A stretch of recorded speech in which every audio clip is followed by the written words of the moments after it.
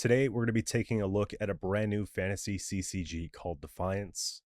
It's available to play for free right now in your browser, but a mobile and a desktop version will be coming soon. So, I haven't tried it yet, but Dfiance invited me to their creator program because they felt like we as a community would enjoy the game. So, let's give it a try and look at it together and see what it's all about. So let's get into it here. Defiance is where you can build your army, outwit your opponent, and dominate the battlefield.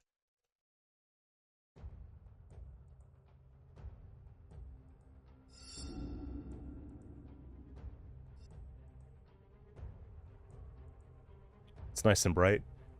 Got the Christmas board going on. I like how they did that, just knowing it's the season for it. Play the unit on the battlefield, okay.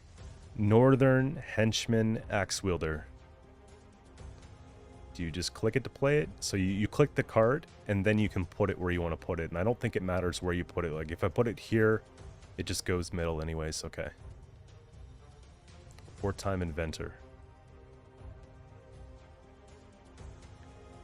Each unit has attack value. Cards add their attack to your score on the battlefield.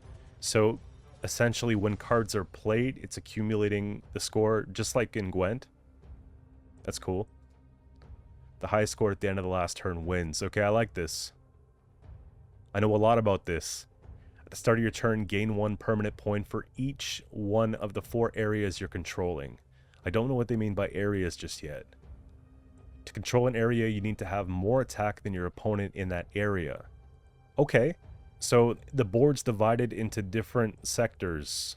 That's interesting. I played with a similar concept in Marvel Snap, and I thought it was pretty unique, so that's cool. The white number left is your attack score. Yellow number right is your tactical score. Highest total score wins. Okay. Some cards have special effects. Blast on deploy, deal 1 damage to a foe in the opposite row. So we're just going to come out here swinging. Vikings attacking. I'm cool with that. I don't think placement matters that much, but it kind of looks cool if she's on this side of them, doesn't it?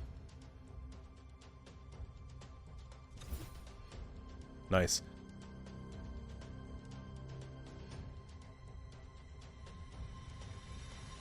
So I gotta just recap here. So Henchman just sits there for value.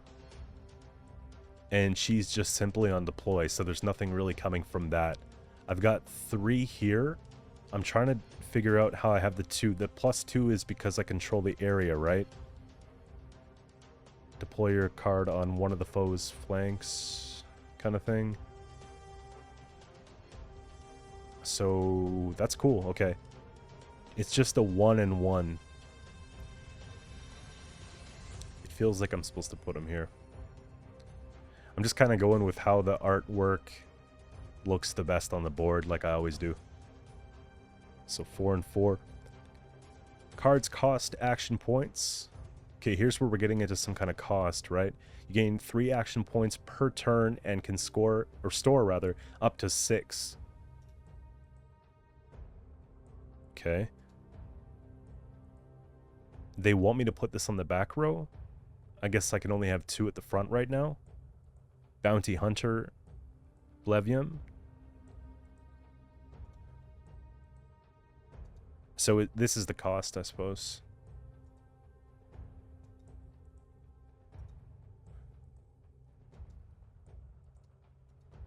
I'm clicking because I want to expand it, but I guess it's only what you see is when you hover on. Infantry Warrior, Unit 1, a 2/4. I'm thinking that it's the 4 that's the cost, and the 2 is the health, like the points in general, but we'll see. We'll flank over here. So it's the other way. So it's the 4 and the 2.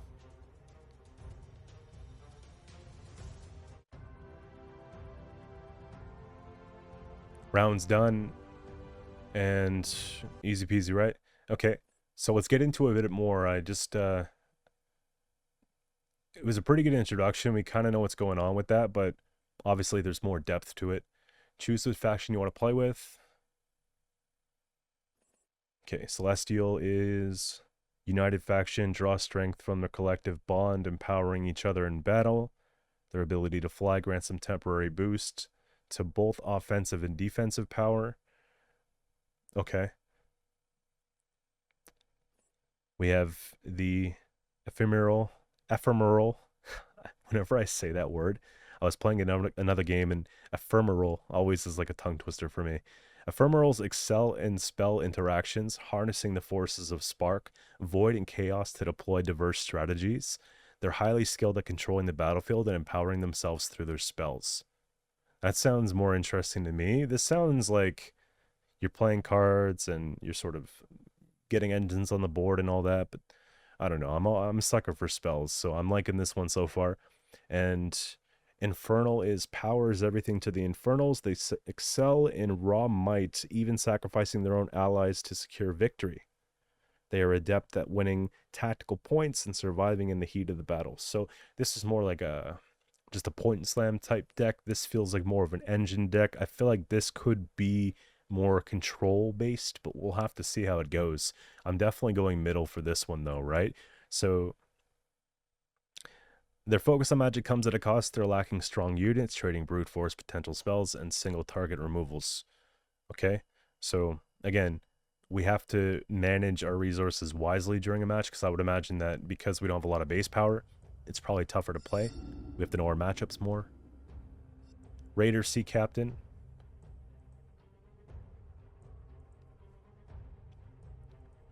Are all about magic. They can create it to manipulate the battlefield in their favor.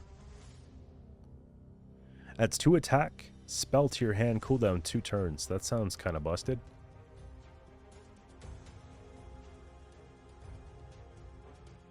Use your active ability to create a spell. So how do you activate it? You just click it? Okay. Active abilities can be used multiple times per match, but you need to wait a few turns to use it again. Well, at least they have a cooldown. That would be crazy if they didn't.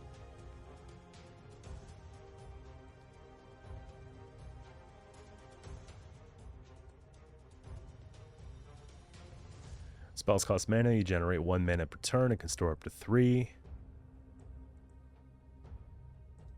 Which one's my spell? It's this one. And my spell counter here is on the side, so I have 2. Adds a spell to your hand that lets you draw and discard a card, cooldown 3. It makes sense to me to curve this out, but the tutorial wants me to not do that and to play this one, so we will. The council has decreed. You could play more cards. Now they want me to play this. I guess the sequencing doesn't matter if you could play everything at the end of the day, right? Add spell to your hand. Yes, we take those.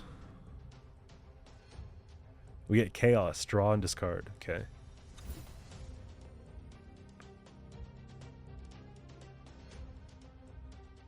I don't know what the discard is going to benefit us with, though.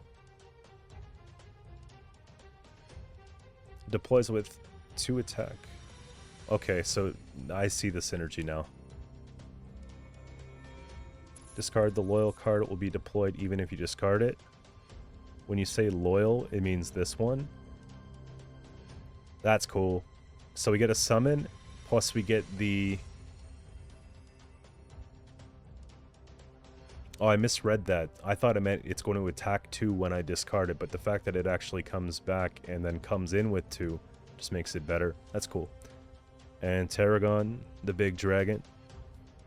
Blast on deploy, deal 3 damage to a foe in the opposite row. I suppose we're supposed to kill her, right? We just... easy.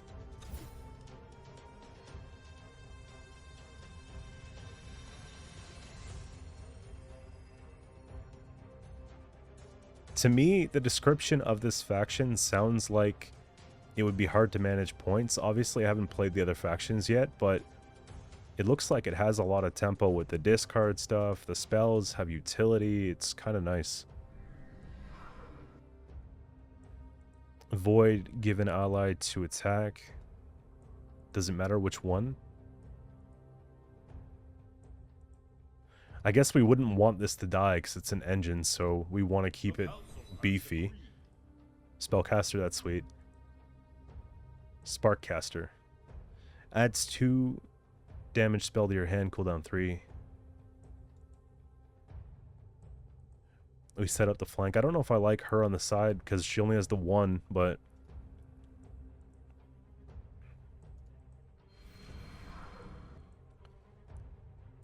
And the counters here are pretty easy to follow as well. 2 and 3, nice and bright. It's hard to miss. Yo, what's going on here? Frost Purge is powerful, be careful. It could be used again in a few turns. Okay. So we've literally got row effects here as well, which is pretty cool. A hero, each one has unique ability.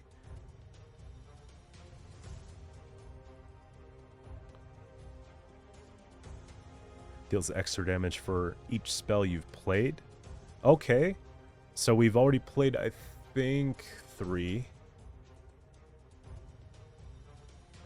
Deal 2. Should I just hit that then? They want me to deal 2 to any target. So I went to click these and it wasn't letting me, so I think they want me to hit this one here. Deal 1 damage to all enemy... Okay, got you. So it would just wipe the front, would it? I don't know if this part in the flank actually counts as the row. Nope. So flanks are their own thing.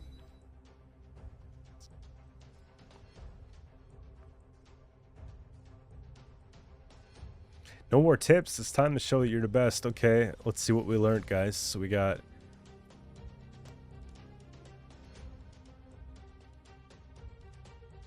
So normalize just means we can't use it for anything anymore. You can discard a card to gain +3 attack.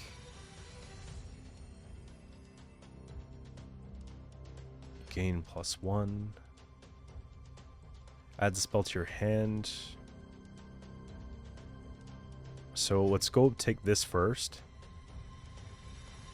And then I want to take the discard part.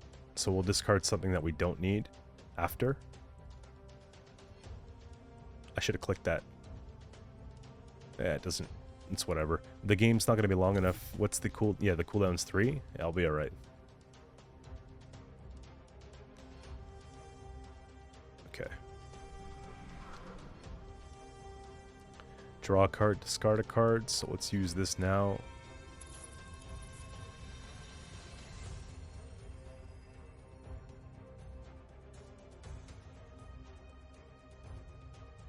There's so many things I want to do.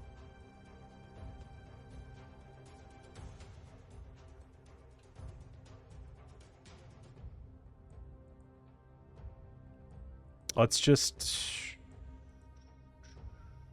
throw this one in the... Wait. Just throw that one. I'll just pick one.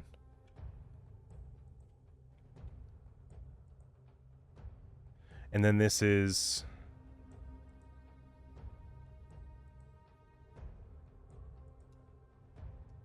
Okay, so on deploy, you can discard a card to gain +3. Triggered. I feel like this is probably better just to keep the Conjurer Mentals, because we could just hit the back row after and we're just doing fine. What amount of spaces or something? Or is it just one of those things? Oh, okay, it's a special. I could probably play that a little bit better, but we're up.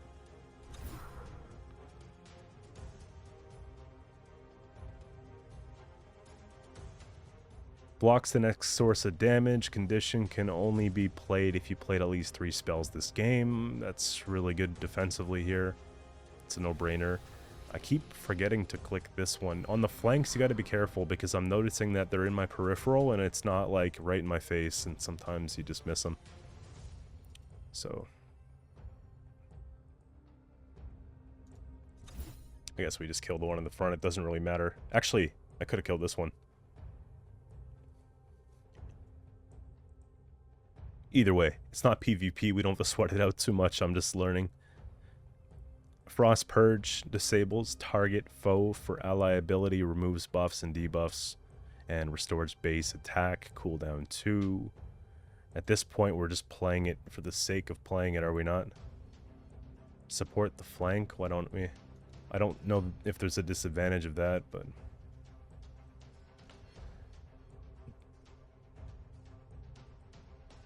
Disables target foe? They're not really doing anything. Right?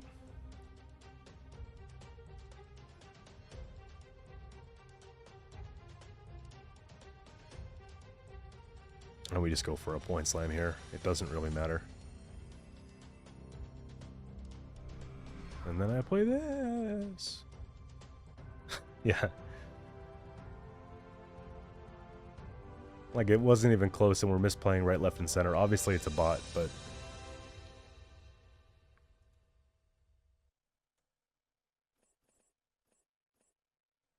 Try another one here. I think Celestial's my second favorite. This one, it could be cool.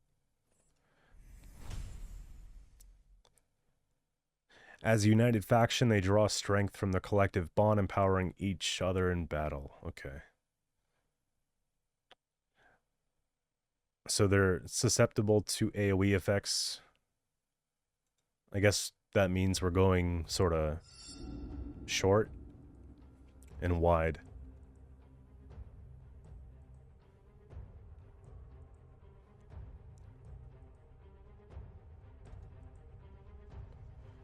Conjure, 1 attack, allied unit, cooldown 2. Okay, I think by conjure they just mean spawn. Yeah. I already like this.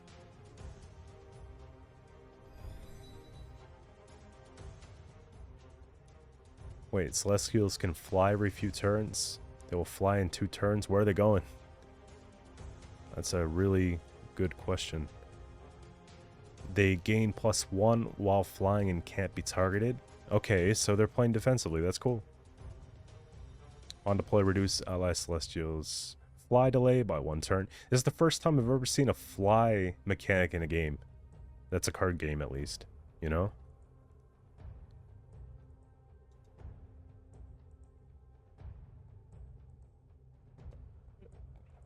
Okay, where are we going?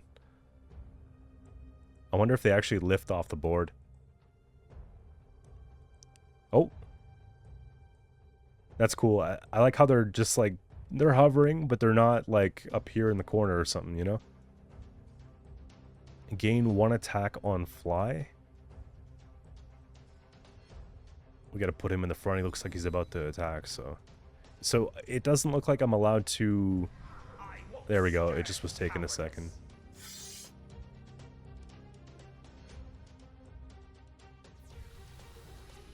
I feel like it was a lost opportunity to not put her on the flank. She looks like she's watching out for the team, you know?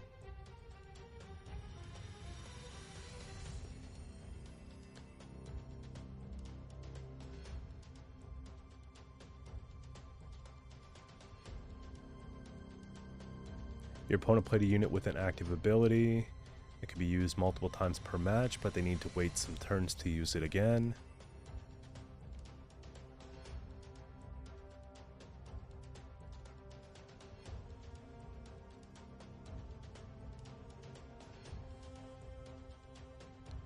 Spells cost mana, you generate 1 mana per turn, so we're on to this, we know this. Give all your allies +1. I feel like that's something you want to hold on to, but...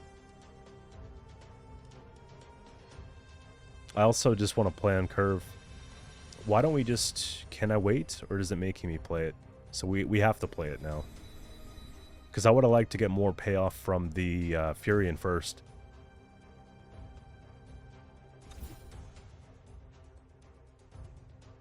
(14-2, 14-4). It's fairly close. Luvathi, coordinate, on deploy, deal 2 damage to target foe for each other ally on the row. Well, we go wide first. And I guess we're supposed to use now, and we're going to hit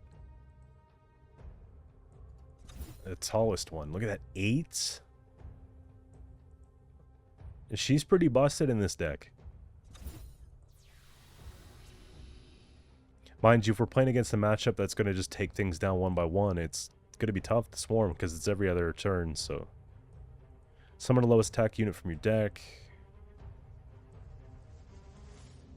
They want this on the flank. And this does what? Deal 1 damage for each target... Or, sorry, to each... Target foe for each other ally on the row. I can't really play it anywhere else. This has shield, so it's this one that we attack, I think.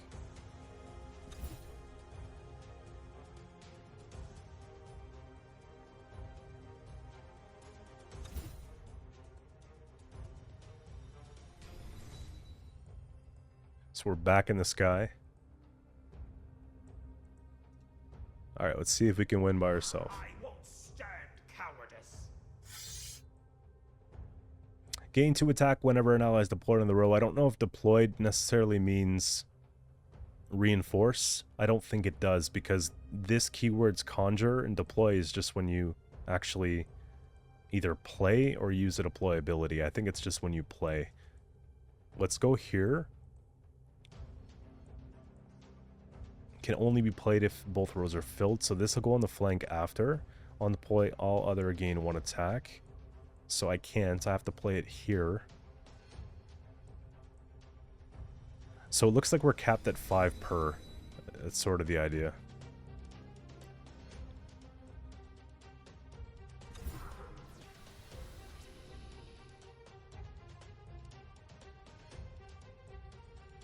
Gives all your allies plus. Huge payoffs here.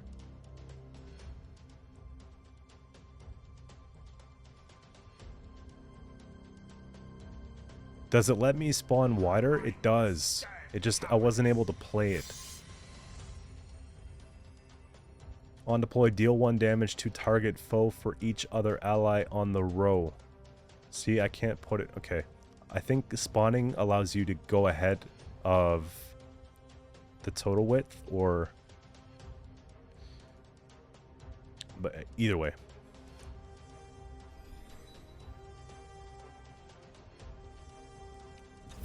Let's hit the flanks. Big damage here. And then we play this because it looks like everything's full.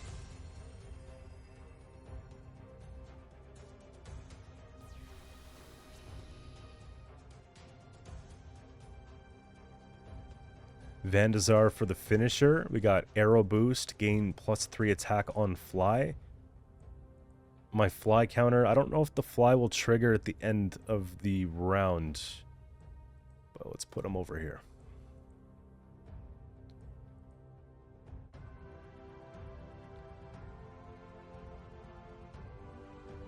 $60-20, get wrecked. Let's try the last deck here.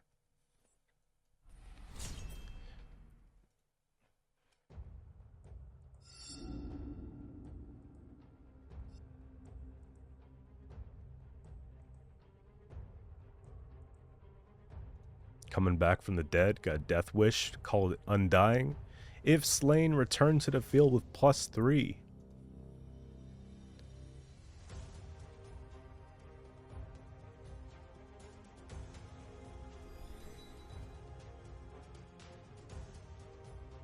Some Infernals require sacrifices to play. Okay.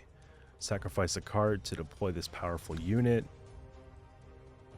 How do I sacrifice? Do I just drag it on top? Yeah, no? Oh, you click it and then you play it, but this one has to be played on the flank, I suppose. See? At least for this tutorial part. And then it came back.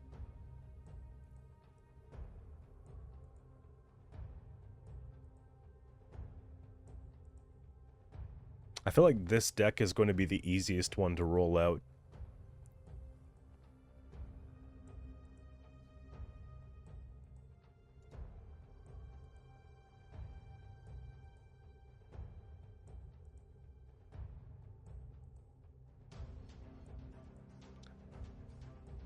So we get spells in this type of deck as well. I guess it's just an ongoing thing in all decks, but I didn't get to read it. That's too bad. I accidentally clicked. I'm assuming it was just like spawn 3 spiders or equivalent of that kind of thing.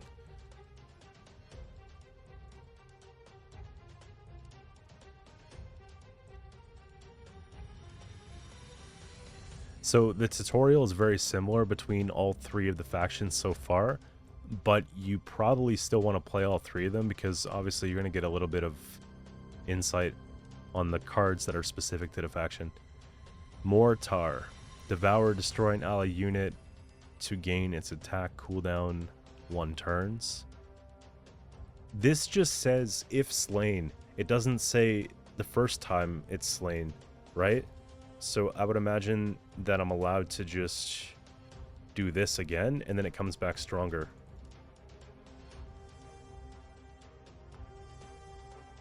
It's not letting me, though. Again, it might, but it's not doing that now. When they let me play for myself, I'm going to see what we could do. Your opponent played a hero card. Heroes are powerful with unique effects. Jeez.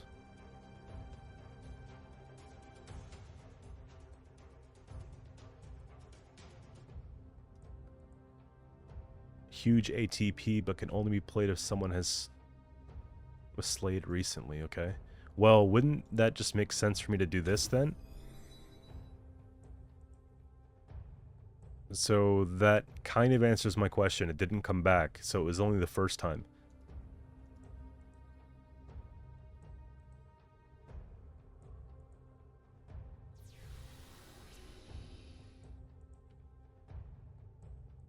Alright, let's see what we can do.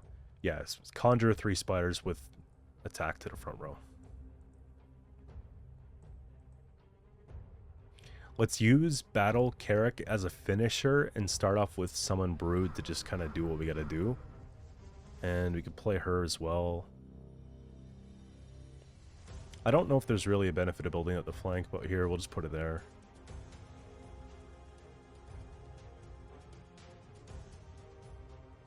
I'm gonna hold this. I don't want to just spend everything because we have to on curve. There might just be a better time to do it. And I think that when you get into PvP, it's going to be a lot of that, right? Not just playing it to play it. If Slain returns to the field with 2, so now it's making me put this here. I don't mind just doing this now. We can slay this one.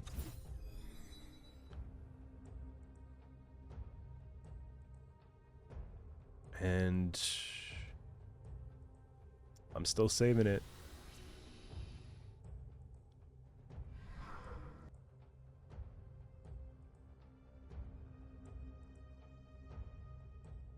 Requires to sacrifice 1 ally to deploy. That's not a big deal.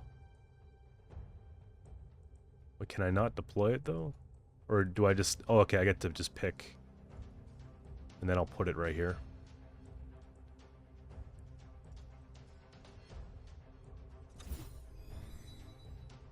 This is turn number 8, I believe.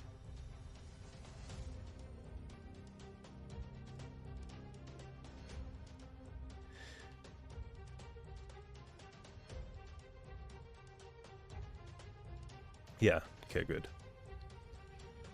I just had the craziest sneeze, man. Yeah, we're doing just fine. We're doing just fine.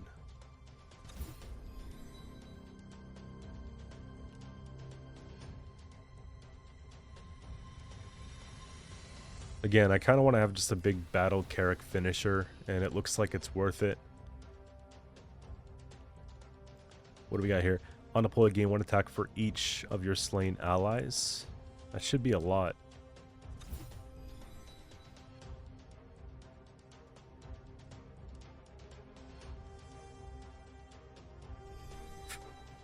That's 10?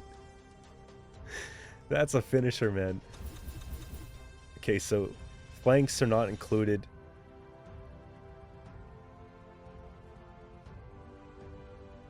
Not even contest. I don't know. I could see that being one of the stronger decks in the game so far. Lots of decorations, in-game cosmetics, and all that sort of stuff. Bunch of rewards. That's pretty cool. So if you're looking to hop in now, it would be a good time so you could start accruing these resources before the game gets into later stages and you can get ahead of the curve here. And don't mind if I do. Okay, that's cool. So you actually get custom cosmetics for the card that you could apply, I'm sure. Unless he's actually supposed to be Christmas themed. I don't think he is. I think it's literally just for the event. Draw a card, cooldown 3. That's really good for consistency. Exclusive tournaments, so that's pretty cool. That actually leads into my next announcement here. We're going to be doing a stream next weekend on Sunday.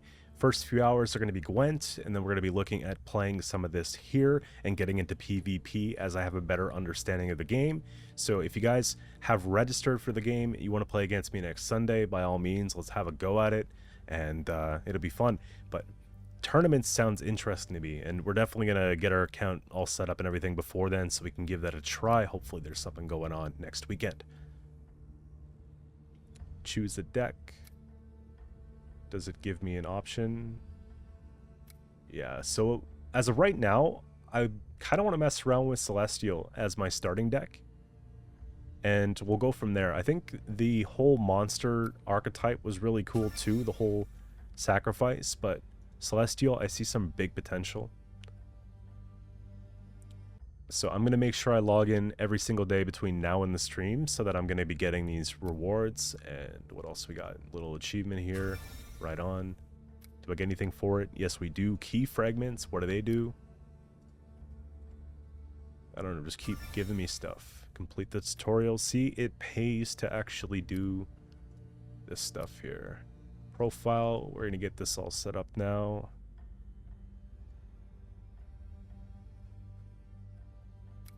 Well, we did choose Celestial, so... and we got the Christmas avatar too. Here, I'll save that.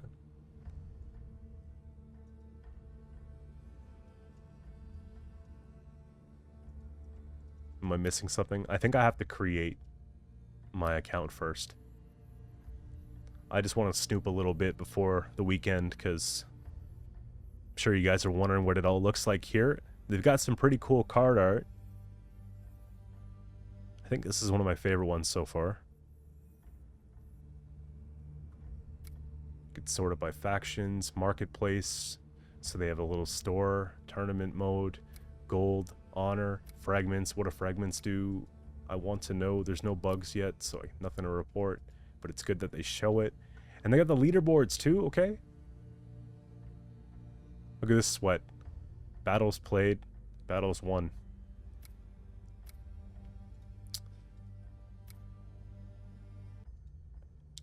Here, let's make it official.